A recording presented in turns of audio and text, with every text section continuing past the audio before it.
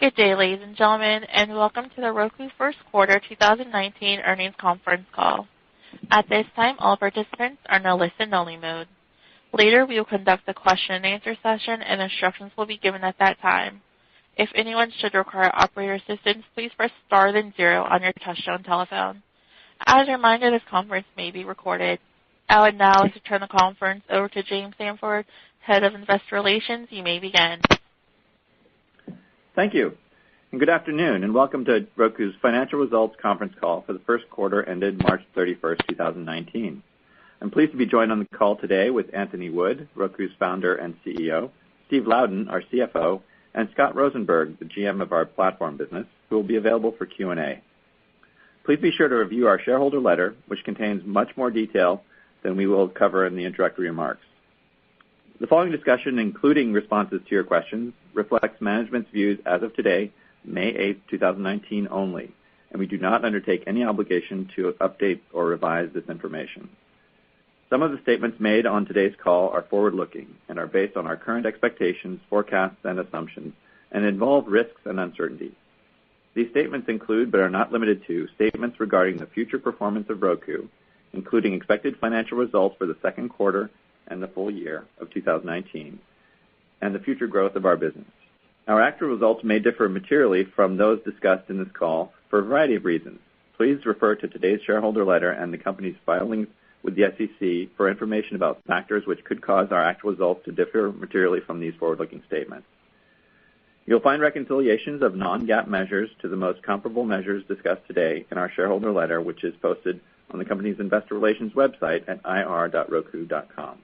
And I encourage you to visit our IR website periodically for important content. Finally, unless otherwise stated, all comparisons of this call will be against results of the comparable period of 2018. Now I'd like to turn it over to Anthony. Thank you, James, and thanks everyone for joining today's call. Roku is off to a great start to the year. Q1 results beat our outlook across the board, and we are raising our outlook for the full year. Our growth continues to be driven by our singular focus. As consumers, content publishers, and advertisers embrace streaming, Roku is winning. We have an exceptional platform, an unmatched team, and we deliver compelling value for viewers and partners alike. In recent weeks, some of the world's largest media publishers have announced massive new investments in streaming. New services and customer acquisition campaigns from Disney, Apple, and others will help fuel Roku's growth for years to come. One of the themes of this quarter's shareholder letter is the scope and scale of our platform business, which connects the entire streaming ecosystem. Our large and growing platform business supports content distribution, audience development, and advertising. The Roku OS is uniquely purpose-built for TV streaming and is a key enabler of our platform business. Before handing the call over to Steve Louden, I'd like to highlight a milestone that I'm particularly proud of. In less than 5 years, Roku TV has gone from a disruptive idea to the market leader. We estimate that more than 1 in 3 smart TVs sold in the U.S. in the first quarter were Roku TVs. We have taken the lead from Samsung and are now the #1 smart TV OS in the country. I'll now turn it over to Steve. Thanks, Anthony. We executed well in the first quarter and delivered particularly strong results. Before taking your questions, I'll walk through operational and financial highlights and address our outlook. Strong Roku TV demand and continued strength in player sales delivered an incremental 2 million active accounts in the first quarter to 29.1 million active accounts. Our scale and per-user engagement drove 1.6 billion incremental streaming hours sequentially to 8.9 billion hours in the quarter. Roku users streamed more content on our platform in the last 6 months than they did in all of 2017. ARPU increased another $1.11 sequentially to $19.06, driven by broad-based growth in content distribution, monetized video ad impressions, and audience development spend by our content partners. Total Q1 revenue increased 51% year over year to $206.7 million, with platform revenue up 79% to $134.2 million, to a record 65% of total revenue. Player revenue growth of 18% year over year again came in ahead of expectations, driven by strong core retail channel sales growth. Player units were up 21% year-over-year, and ASPs were down 4% as we continue to see strong demand for sub-$50 players. Our key financial performance metric is gross profit, which was up 60% year-over-year this quarter to $100.9 million, marking our second consecutive quarter above $100 million, despite this being our seasonally lowest quarter. Gross margin was 48.8%, up 260 basis points year-over-year, with continued mix shift to the higher margin platform business, partially offset by declining player margins that help drive rapid unit and active account growth. OpEx in the quarter grew 59% to $111.6 million, driven by 33% growth in headcount and higher stock-based compensation. Excluding stock-based comp, OpEx was up 43% year-over-year, which was below our revenue and gross profit growth. OpEx came in below expectations, primarily due to the timing of new hires coming in later than planned, which, when combined with gross profit upside, delivered positive adjusted EBITDA of $10 million in Q1. With that, let's turn over to our outlook for the full year. Based on strong Q1 results and momentum into Q2, we are raising our 2019 outlook to $1.04 billion in revenue and $470 million in gross profit at the midpoints, up 40 and 41% year-over-year respectively, compared to roughly 36% year-over-year in our prior outlook. Included in our outlook, platform revenue mix is expected to be roughly two-thirds of total revenue, up from 56% in 2018. For modeling purposes, you should continue to model full-year platform gross margins in the low 60s as a percent of revenue, driven by continued mix shift to video advertising and the introduction of premium subscriptions. For players, we expect player gross margin to be in the low single digits in 2019. We remind you that we are not optimizing for player gross profit, as our strategy of trading player margin for account growth and platform revenue growth continues to work well. We plan to manage the business to roughly EBITDA break even in 2019, though some of the Q1 upside is expected to flow through to the full year. Stock comp of roughly $75 million and depreciation and amortization and net other income of $10 million are reflected in our outlook for roughly $70 million of net income loss in 2019. For Q2, our outlook is for year-over-year revenue growth of 42% at the midpoint, with platform revenue representing roughly two-thirds of total revenue. Continued mix shift to video advertising is expected to remain a drag on platform gross margins, and when combined with mid-single-digit player gross margin, our combined outlook for Q2 is for roughly 45% gross margins. As a reminder, in Q2 of 2018, player gross profit benefited from a release of accruals of $8.9 million related to potential IP licensing liabilities that did not materialize and are not expected to be realized. Excluding these accrual releases in Q2 of 2018, gross margin would have been 44% versus 50% as reported. Q2 OpEx is expected to be roughly 15% higher than in Q1, as we recognize the full quarter impact of the hiring that took place in Q1 and new hires in Q2. We also recently signed a new lease agreement that was not in our prior outlook and adds an incremental $2 to $3 million per quarter. As a result, we expect to report an adjusted EBITDA loss of roughly $7.5 million at the midpoint and a net income loss of roughly $27.5 million, which includes stock-based comp of $18 million and $2 million of depreciation and amortization and net other income in the quarter.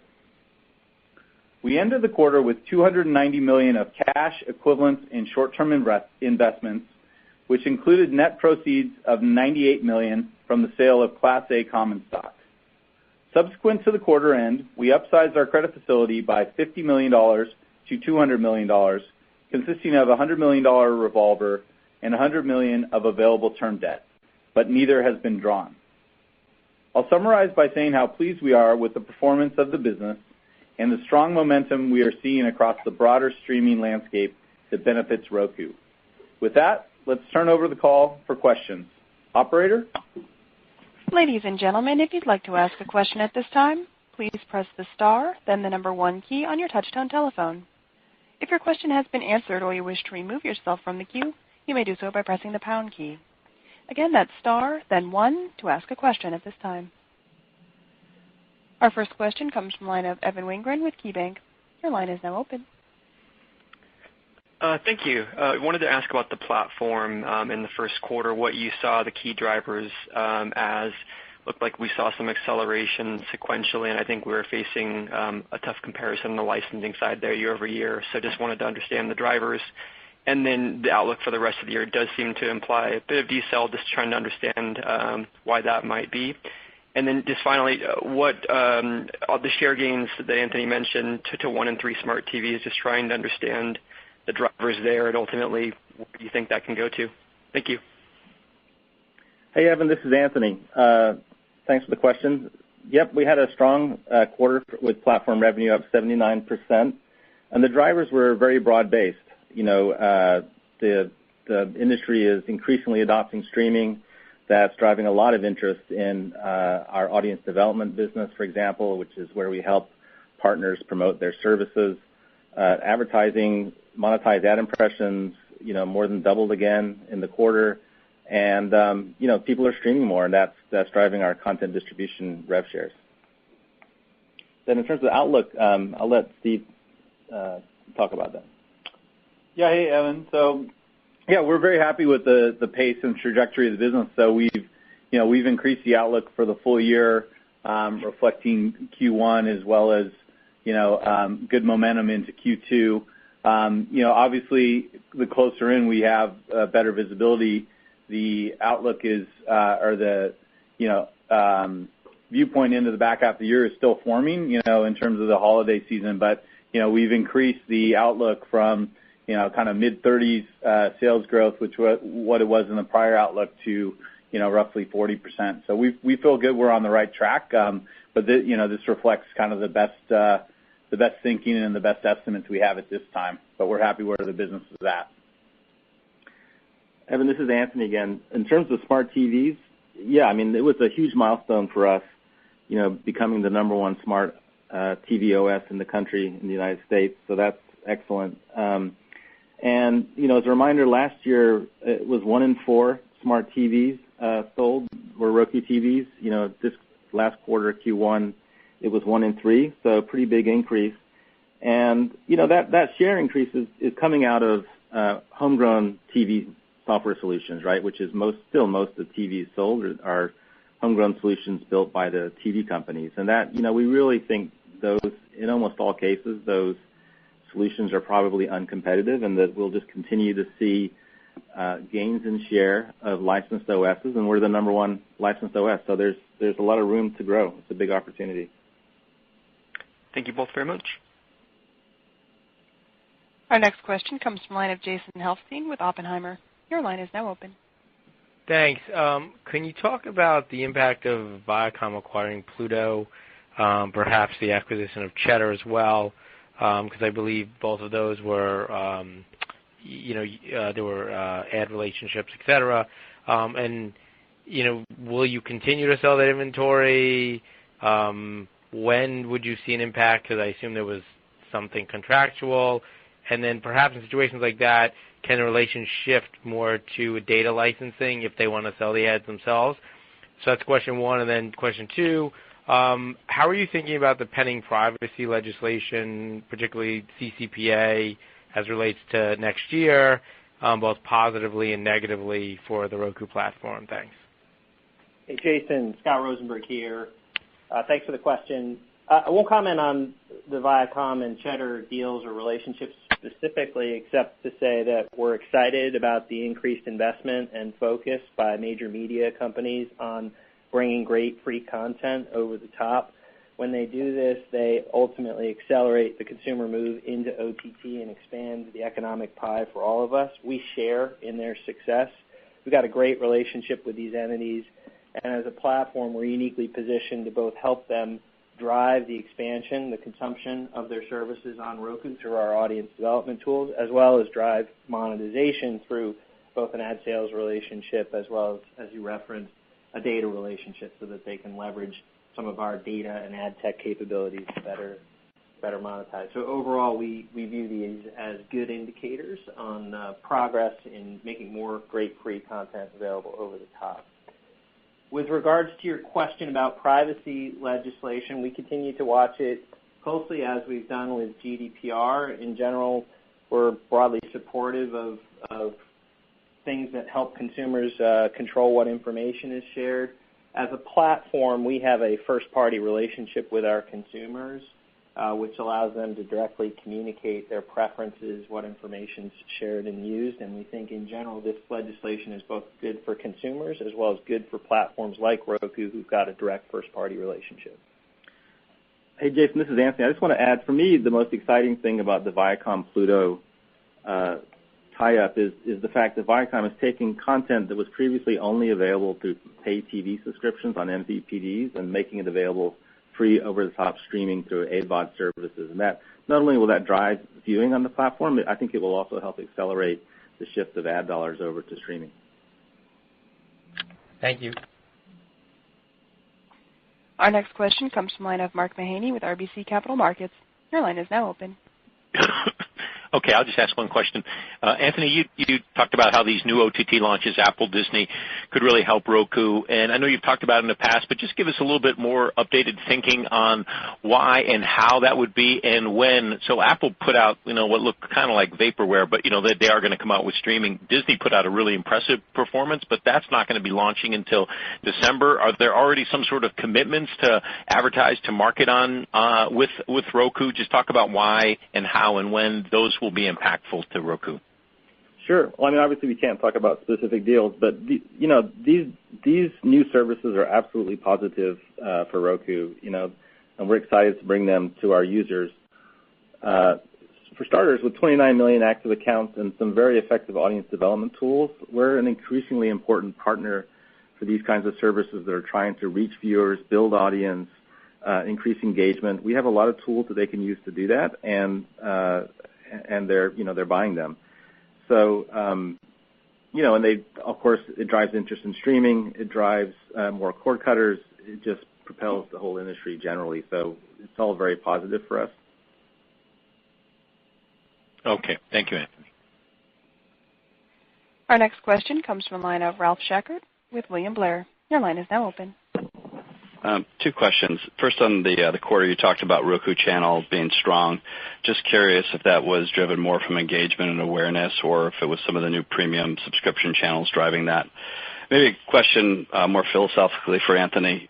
When you look at Netflix, they have about 150 million global subs. About 60% today is international, and international is its fastest growing channel. Obviously, Netflix is only paid subscription, whereas Roku includes both ad-supported and paid subscription.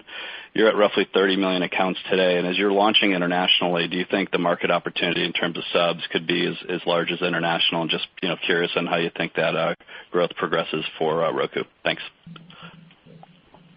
Sure. I'll let Scott take the TRC question, and I'll come back on the Netflix international question. Ralph, it was a great quarter for the Roku channel. We continue to see nice growth. As you pointed out, notably, premium subscriptions has also seen great growth. We've got over 30 partners now in the platform. We launched HBO in time for the Game of Thrones season premiere. Our view of the Roku channel and its opportunity is that there's both great opportunity in AVOD and ad-supported programming. We're still early days, but have added lots of content over the last 18 to 24 months of TRC. And then on premium subscriptions, while it's early days, we think the value proposition for consumers of one bill, one login, combined recommendations across these services, as well as the value proposition for content owners to more quickly acquire subs and retain them through an easier-to-use interface is strong. And so in general, we're very excited about the continued growth and opportunity for the Roku channel. Today, it's a top 5 channel in terms of reach, and just as a reminder, it's under 2 years old.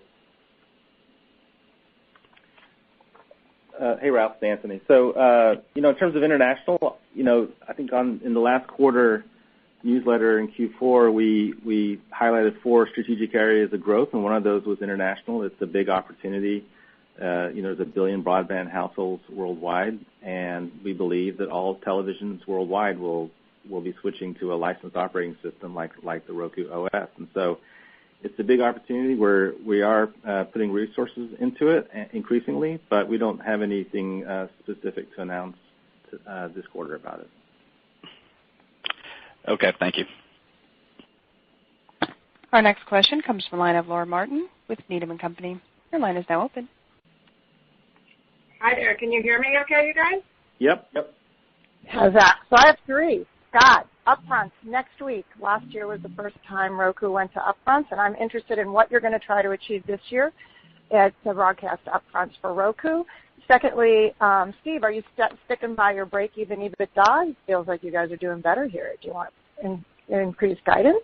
And Anthony, is it actually possible to launch an OTT channel in the U.S. without being on Roku? Because I would say not. But my question then is, are you being able to negotiate better deals? Even though bigger players are coming like Apple and Disney, I don't know how they can launch a service now at basically 30 million over-the-top subs. So can you put that into your pricing and negotiating leverage, even though these are getting to be bigger players coming to the OTT market? Thanks, guys. Hey, Laura, yes, as you point out, this is Scott here. This is the second year where we're actively participating in the upfront process. Just as a reminder for other folks on the call, the upfront window is the window during which national TV buyers plan a majority of their media. I think what's different this year relative to last year is that agency executives and brands are talking more openly than ever about their frustrations with the decline in audiences. Adult 18 to 34 audiences are down more than 50% since 2010, yet rates are going up. Promises made around the reduction of ad loads, new ad capabilities, new targeting capabilities just aren't happening in linear TV like the buying community would like to see. So advertisers are getting very direct about their intent to move money out of linear in OTT. Agencies all across town are hosting OTT education days as they go into the upfronts. We're a key participant and leader in that process. We're equipping agencies with case studies to understand the increased impact that OTT can have, and most importantly, planning tools to help them accurately model the incremental, unduplicated audience that they can deliver in Roku relative to their linear investment. So overall, it's an exciting window for us and a chance to really influence the commitments that brands are going to make through the rest of their year of TV buying. Hi, Laura. It's Steve. Just on your second question about break-even EBITDA. So in general, we still believe that we're the leading streaming TV platform in the U.S. We've got a great strategic position, and as we've said, the shift to streaming is only accelerating. So the philosophy of running the business around EBITDA break-even is still relevant to us as we invest in our core areas like international, as Anthony mentioned on a prior question.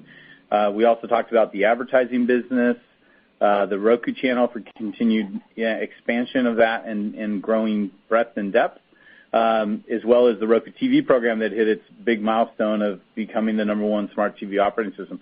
So there's a lot of great opportunities to continue to invest, and so that philosophy I think is still appropriate given where the business is and given the industry trends. Having said that, we did update our EBITDA guidance, and so there is a slight positive just given the outperform on an EBITDA basis in Q1. So our outlook is for $10 to $20 million, but on $1 billion outlook for the year, we would still consider that roughly break even. And this is Anthony. Just on your question of the importance of Roku as a platform, we are an essential partner for anyone launching a streaming service. There's no doubt about that. But we're also a great partner. I mean, we have a lot of tools that allow streaming services to build audience, grow subscribers. And our competition, not only do they have smaller scale in the U.S., but they haven't put a lot of effort into building these tools that services need to grow their audience. So we have a lot of ways for them to do that, and these companies have large marketing budgets. They're putting a lot of effort into this, and we're in a very efficient use of those marketing budgets. So we're obviously an important partner for launching a streaming service. Do you feel that Disney will market before it actually launches its service on November 12th? Or will we only see upside from the Disney marketing after it launches its new service, do you think? We don't have any comments on what Disney might do in terms of launching their service. Okay, thanks guys very much. Our next question comes from the line of Vasily Karasyov with Cannonball Research. Your line is now open. Thank you very much. Anthony, I think in your prepared remarks you spoke about how much, what a long way you traveled in five years with the business. And now, of course, it's changing with all these massive companies moving in. So, and you just spoke about all your business partners in terms of partnerships that you have partners. So I wanted to ask you, are you not nervous a little bit that these guys like Viacom, Disney, who have had years of adversarial experience with their distributors, and that's in their DNA, that you think the spirit of partnership will continue with them? Because it's different dealing with Cheddar 2 years ago and Disney in a year. So I was wondering if you could share your thoughts on how this plays out in the future. Sure. Yeah, so I think that, first of all, the milestone was specific to Roku TVs, that we've been selling players longer. But, it's important to remember that actually we weren't the first company to launch an Internet TV. Google Android TVs were shipping well before us, and we've been competing with large companies like that and others for years, very successfully. We're now the number one streaming platform, and that competitive landscape, the reason we do well there is because of our singular focus and the fact that we've built a purpose-built platform from the ground up for streaming, and it's just a superior solution for building streaming devices and streaming TVs, and we're executing well. In terms of content companies launching services, they're absolutely not competitors. There are direct-to-consumer services, but they need a platform like Roku to reach consumers in the living room on TVs, and we're a great platform for doing it. And we built our platform to do that exact thing. So, they are important partners for us, and we're important partners for them as well. But can, for example, Pluto TV say in a couple of years that the Roku channel does compete with us in a way? You compete for viewers' time, you compete probably for advertising budgets, and that will, influence your relationship and shift it more to the adversarial side of things. I don't think so. I mean, it's obviously it's a complicated industry. With different facets, but in general, our goal is to help our partners be successful on our platform, help them, we view our biggest competitor as linear TV, and our goal is to move as much television viewing and advertising as we can from linear TV to streaming. And we do that in lots of different ways, including working with partners like Pluto. So we're basically on the same side. I don't know. Scott, did you want to add anything? Yeah, I'd just add and emphasize, as Anthony said, these are partnerships. We've got the tools to help these services grow their audience on Roku, to better monetize on Roku. It's not a zero-sum game. Also, increasingly, the Roku channel will be another vehicle by which content and IP owners can reach consumers in addition to standalone apps. We've got a first-party relationship with our customers that powers our audience development, our marketing capabilities on behalf of content partners, as well as the advanced ad capabilities. So all of these capabilities that Roku has accrue to our mutual benefit with these new services as they come into OTT. Thank you very much. Our next question comes from the line of Shyam Patel with Susquehanna. Your line is now open. Hi, this is Brendan on for Shyam. Just a couple quick ones.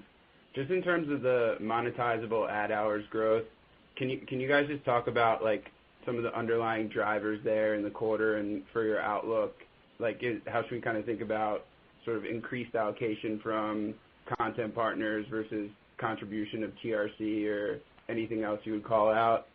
And then just on the ad tech side, you guys kind of referenced it in the last question, but sort of where are you guys focused on in terms of building out additional advertising technology capabilities and going to market with that in 2019 and beyond?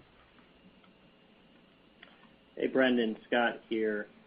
With regards to growth in monetizable ad impressions on the platform, our growth is broad-based with a more than doubling of monetized ad impressions. We're seeing growth in where we place ads in both the Roku channel as well as broadly across the platform. That monetization function for us is growing faster than overall growth of the platform, and so our share of the economics of advertising on our platform is growing as well. Overall, the fundamentals are very strong. We continue to command premium CPMs. Our biggest focus, though, of course, is just attracting net new ad dollars into the ecosystem. We're doing that by bringing in net new TV advertisers, broadening our client base, extending our ad products and capabilities with new targeting, new measurement, new interactive capabilities. You asked about our focus in terms of ad tech. We continue to significantly advance the platform in terms of our ability to sell not just on a direct reserve basis, but also programmatically, to deliver incremental reach for advertisers, to prove mid and bottom funnel impact through both research that we offer as well as through our partnerships with research vendors. There's a lot of work to do. Already we're in a great place to demonstrate that ads on Roku drive significantly more impact than linear and other forms of digital advertising, and yet we continue to add new research partnerships, new insights, new planning tools to help advertisers continue to shift budgets out of linear TV. Great. Thank you very much. Our next question comes from the line of Michael Morris with Guggenheim Securities. Your line is now open. Thank you. Good afternoon. A couple for me. First, what percentage of platform revenue in the quarter came from advertising?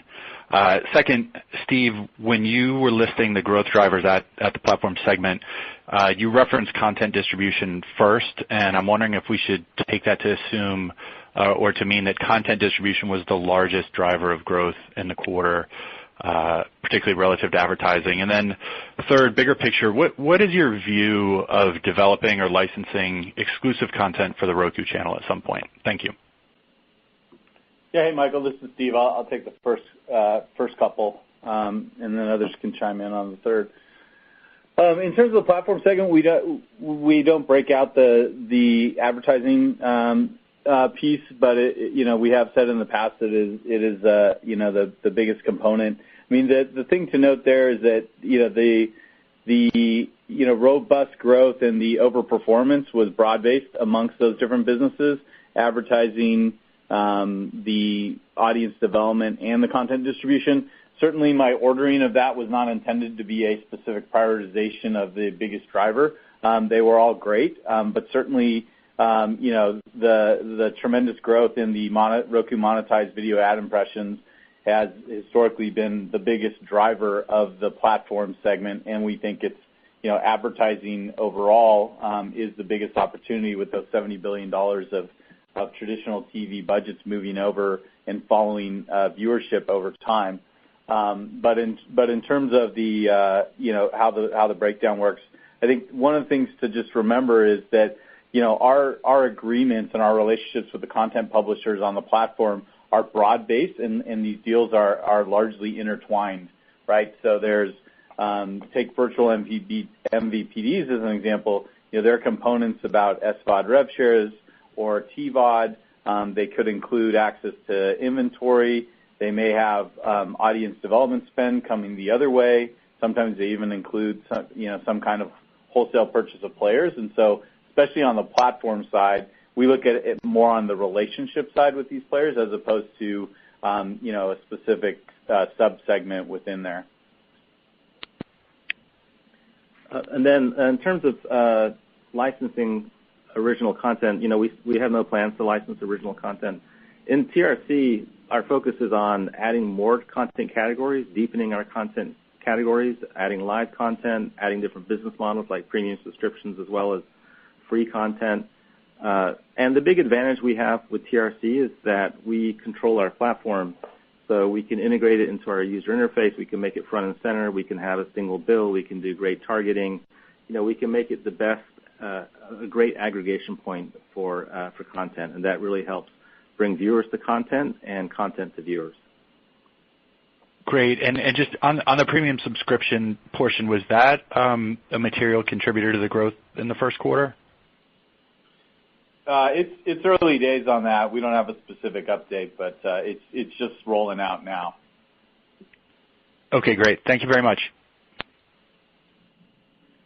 Our next question comes from the line of Ben Swinburne with Morgan Stanley. Your line is now open.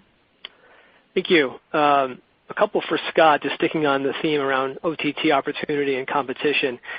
I'm sure you've noticed, or at least I've noticed, a lot of new businesses and a lot of incremental focus in OTT from startups and other players, thinking along the ad tech line like a Trade Desk or even some former Roku employees starting businesses. And I'm just wondering, Scott, when you look at the ecosystem, do you see these sort of value-added services or ad tech platforms that are involved at the agency level or elsewhere as a positive in terms of driving adoption of the ecosystem, or as potentially competing for economics with you guys?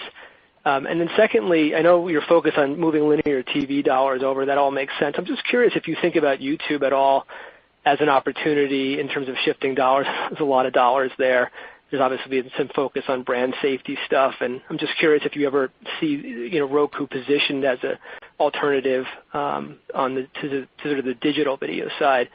And then lastly, I just wanted to ask about the international strategy for you guys long term. Should we be expecting sort of OEM partnerships like we have in the U.S. with TCL and others to appear for Roku outside the United States? Is that sort of the plan at some point as you guys sort of formalize your international plans, or might the strategy be different?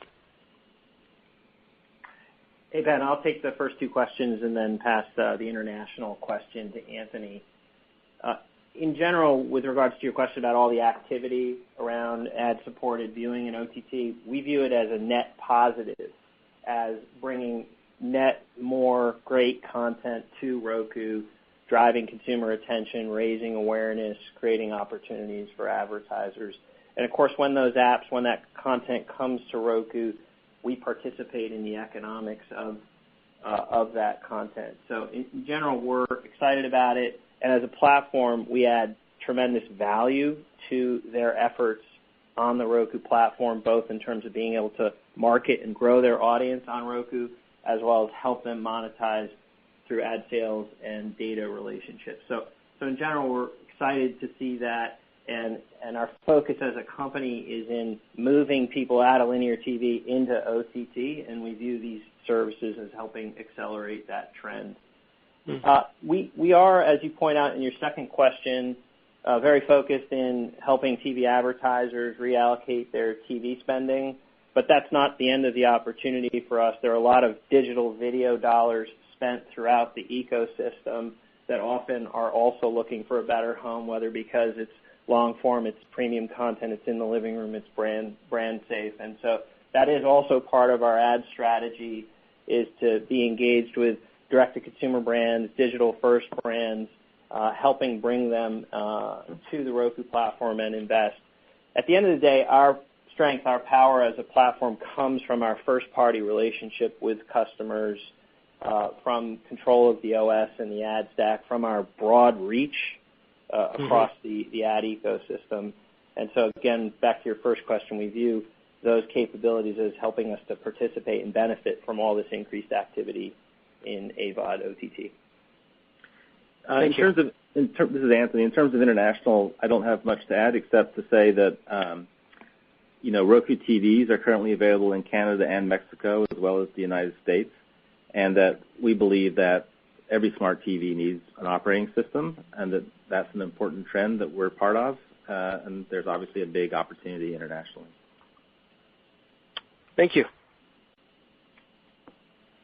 Our next question comes from the line of Kyle Evans with Stephens. Your line is now open. Hi, thanks for taking my questions. You guys had the best net add of active accounts in the quarter that you've ever had outside of a fourth quarter. Could you comment on the churn in the period and how the growing importance of being embedded in smart TVs might change the churn numbers going forward? Yeah, hey Kyle, it's Steve. We had a great quarter in terms of ads. We added 2 million active accounts, and that's continued robust growth there. In terms of a reminder on seasonality, it was a strong quarter, but also the kind of halo effect of the holiday season, where a lot of people get their players or TVs near the end of the quarter. The active accounts sort of run over into Q1. So there is it's a seasonally strong quarter, although the performance was quite strong. In terms of churn and stuff, one of the things that's interesting to us is, because you don't pay Roku directly, the kind of binary churn is not a metric that we pay a lot of attention to. We really talk about that active account generation and the engagement on the platform. And so for us, the important thing is to, focus on the fact that, the average Roku user is up to about 3.5 hours a day, which is an acceleration of engagement on the platform. And that for us is one of the key indicators that we look at, and that's roughly 50% of, kind of the average U.S. household time on TV, which is getting to be a substantial mix of TV viewing. So we're happy with the trends there. Great. Thank you. Our next question comes from the line of Rich Greenfield with BTIG. Your line is now open. Hi, thanks for taking the questions. I've got a few. One, when you look at the featured apps on the Roku channel, sorry, not the featured content that you choose to put up top across either on your Roku devices or on the website, what are we actually looking at? Like, is that being programmed based on viewer interest? Is that being paid for by content owners that you're selling almost as ad placement? What's actually happening there, and what's the kind of driver of that business? And then related to that, just a housekeeping point, how much of Roku channel usage is off-platform? And then I got a couple of follow-ups. Hey, Rich. Scott here. Regarding how content percolates to the top, it's still early days, but we've been quite aggressive in rolling out recommendations and other features that try to anticipate what you want to watch.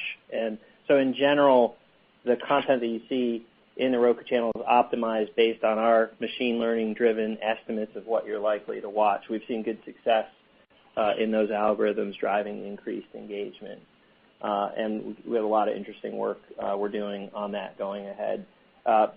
The vast majority of Roku usage is still on our platform, where, of course, we've got fundamental advantages to drive consumption and monetization. And then I've noticed on the button side of the business, I've noticed that ESPN Plus showed up, and I'm just curious, someone asked earlier about rising SVOD competition, which I think we've all noticed in the industry, which is great for you all, but I'm just wondering, how valuable is that button real estate on your remotes? Do those buttons drive, is there any way to think about how those buttons drive usage or the benefit historically of having buttons? Hey, Rich, this is Anthony. We have a bunch of tools in our audience development toolkit. They're all very effective. Buttons is one of them.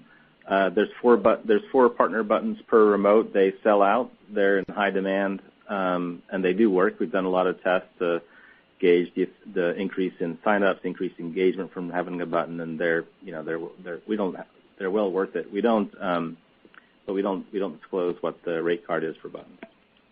And then just a last high-level question for you, Anthony.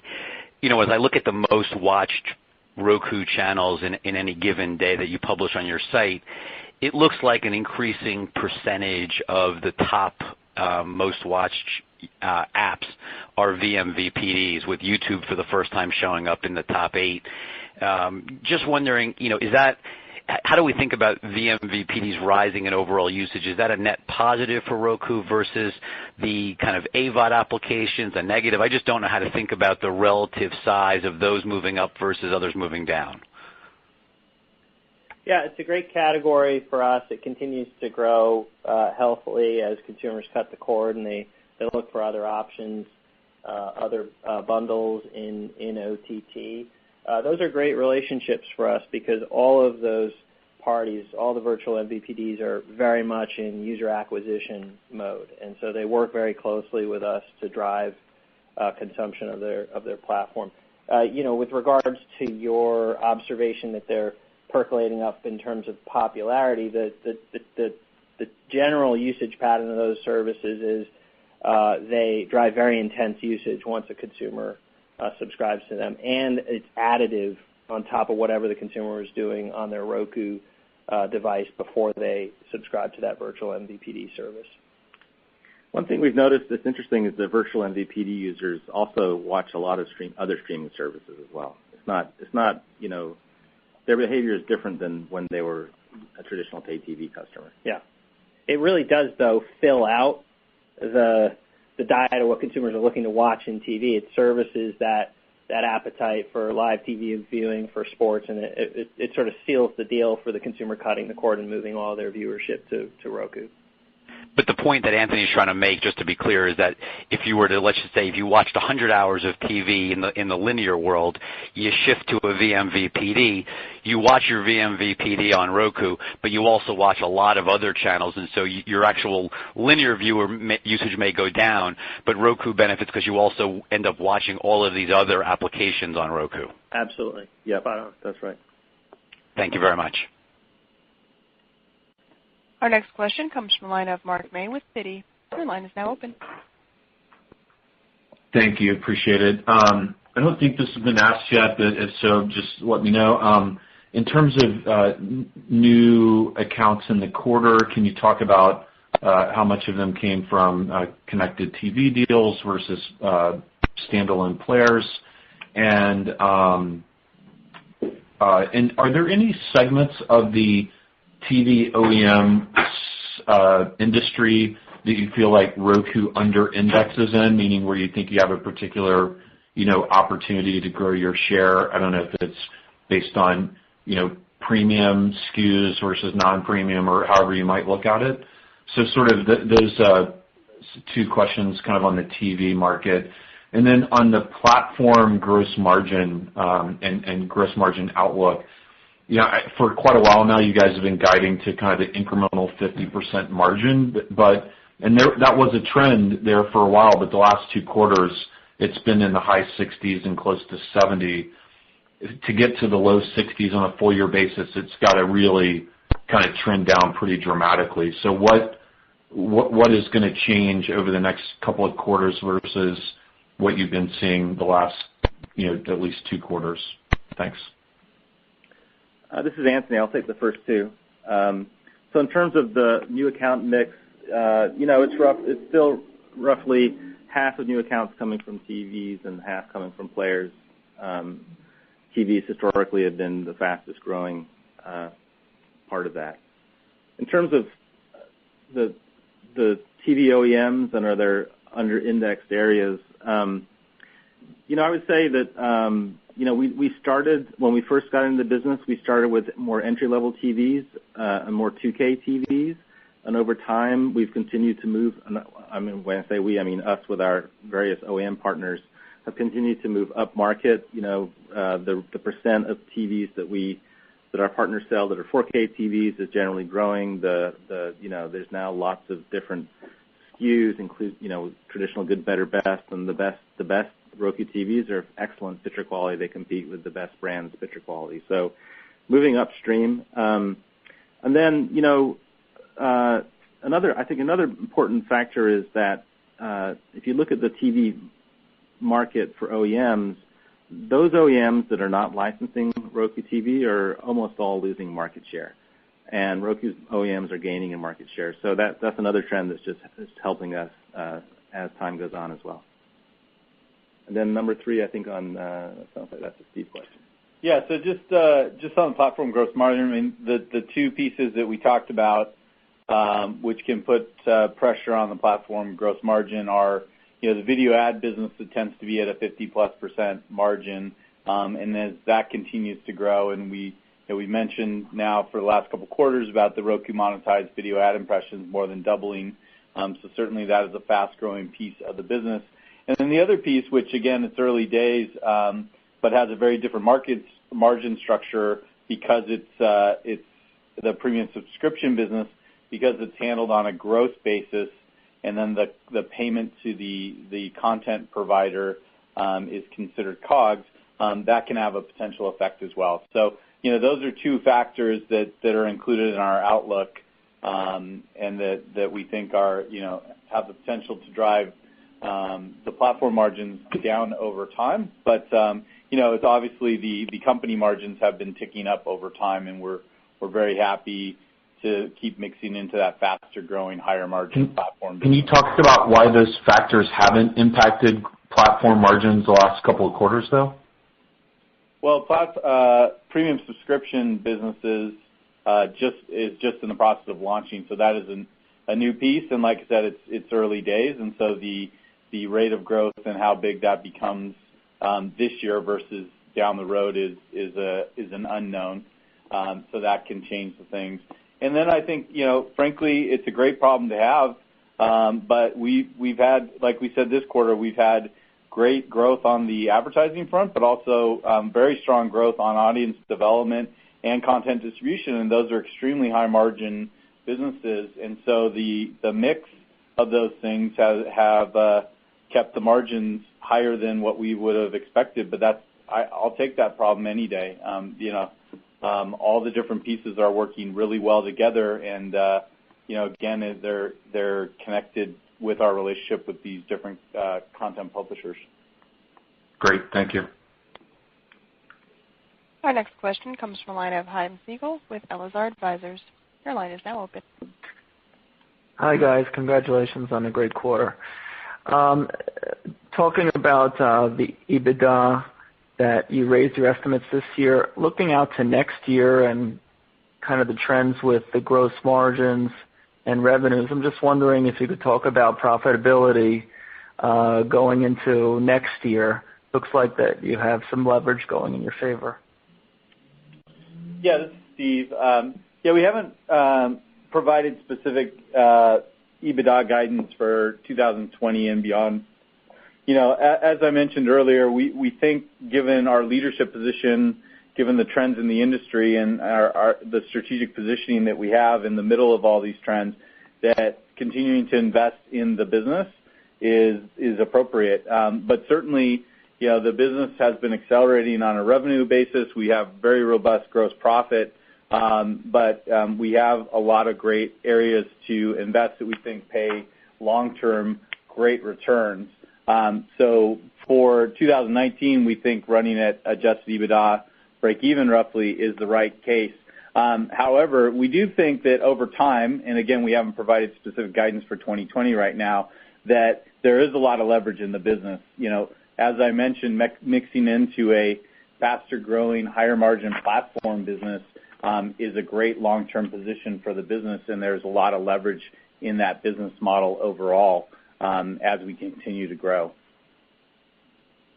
Sounds great. Lots of luck. Thank you.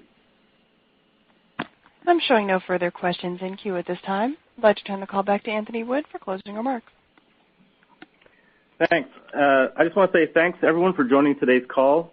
Our first quarter results were strong, and we're pleased with the outlook for the full year. I founded Roku because I believe that all TV and all TV advertising would be streamed. The world's largest and most successful media companies now share that conviction.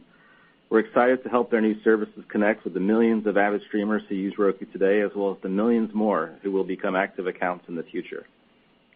It's not only scale that sets us apart. The Roku platform is powerful. We're executing well, and we have achieved a strategic position as the number one smart TV OS in the U.S.